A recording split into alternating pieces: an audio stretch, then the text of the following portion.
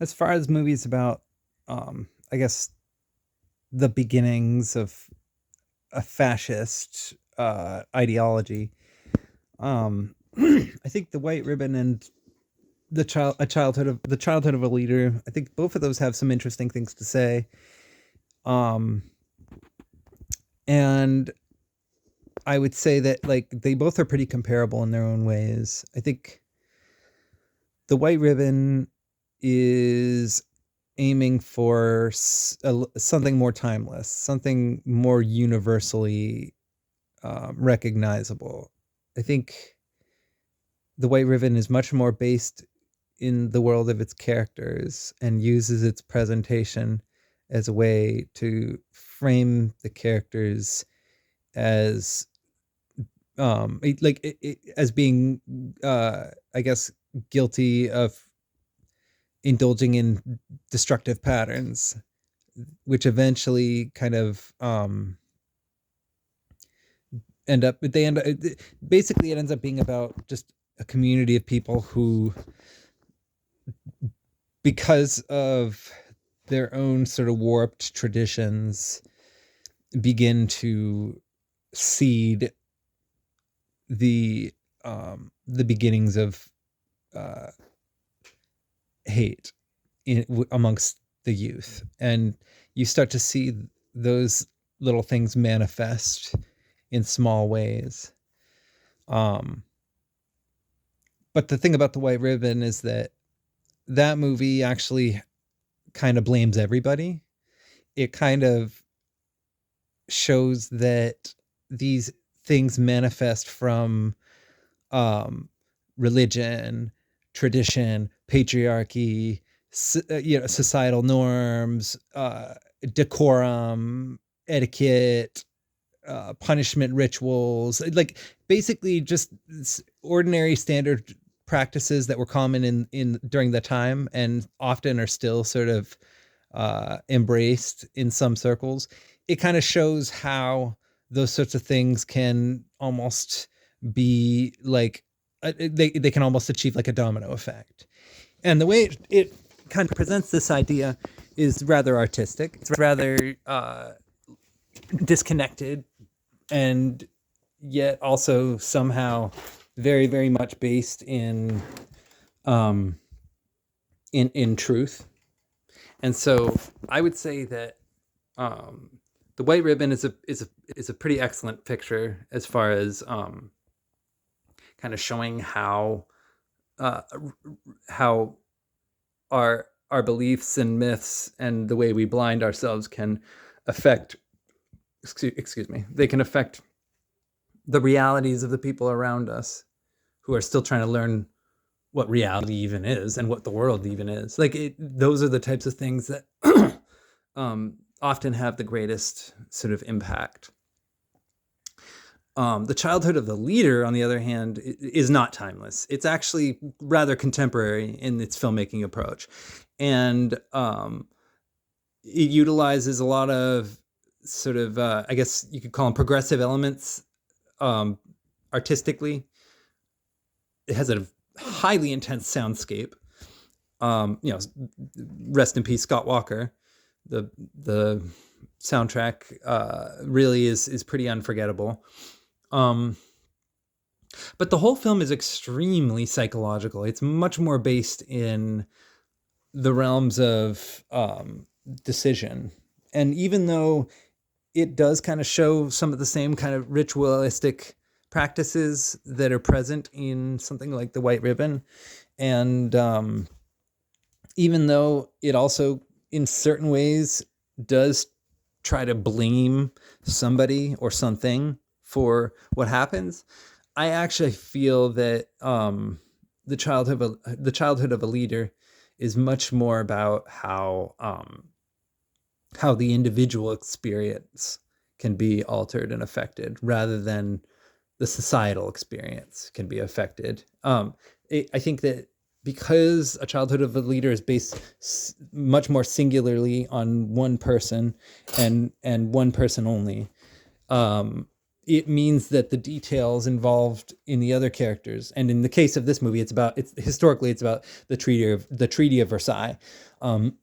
It's almost like how the tenseness of this period and I guess the potential collapse, and how everything is hinging on people who really only have a basic understanding of what they're doing.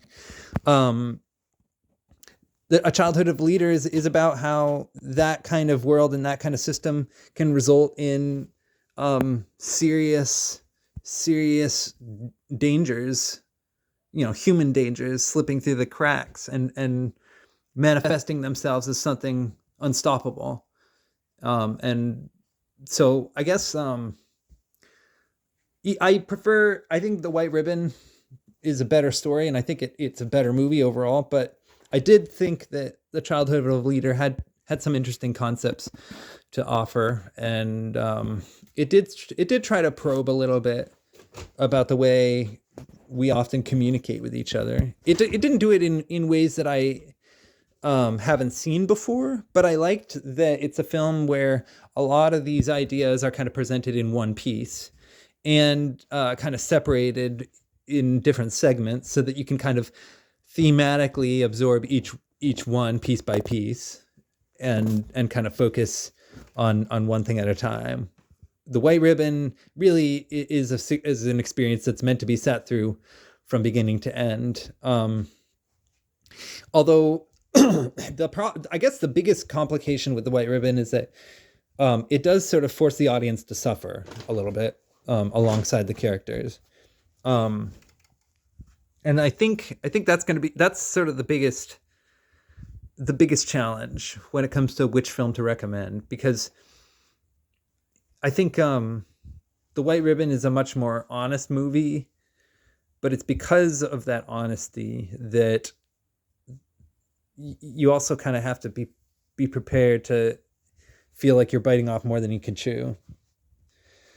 The Childhood of Leader, on the other hand, is actually pretty mild, pretty slight. Actually, it's kind of slight almost to a fault, because it's almost like the atmosphere is and the circumstances and the potential for the future darkness is much more substantial than really anything that you're getting wind of when you take the picture at face value. It's all under the surface. Any kind of moments of severity are fleeting, if they're even shown. And so, which I guess is kind of why the ending is so impactful, because the ending is sharp and rather brutalizing in its approach. Even though, again, nothing happens, it really comes down to the implication of what's about to happen.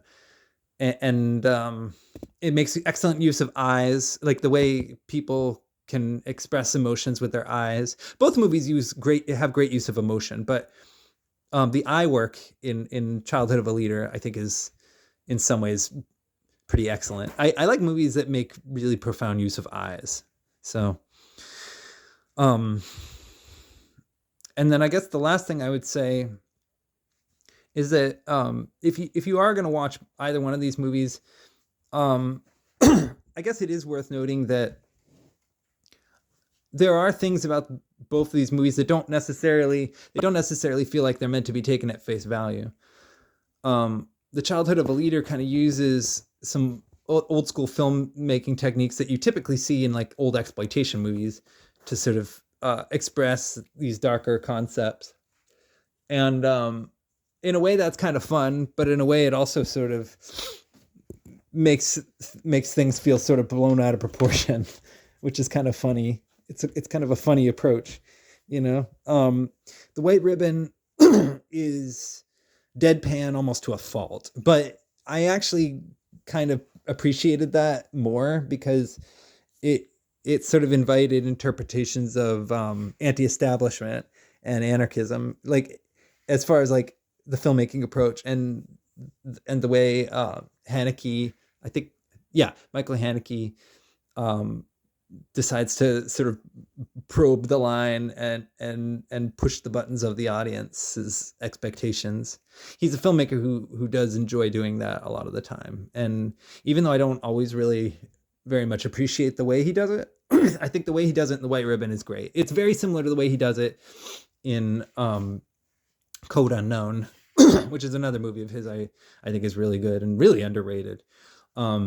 There's so much going on in these films on a social level, and I'm a little bit of a socially inept person, and so sometimes when I see social traits that I can understand and recognize, it touches me. You know, it makes me feel like, okay, there is greater potential in these ideas of history, and how they can be expressed. I don't know that I appreciated Brady Corbet's filmmaking approach when it came to The Childhood of a Leader, but I still thought it was a good movie. And I still thought both films were pretty enjoyable. I don't know what that says about me, but what can I say? I like a good challenge. I like films that are about stuff. I like films that try to unveil things. So yeah, that's my overall thought.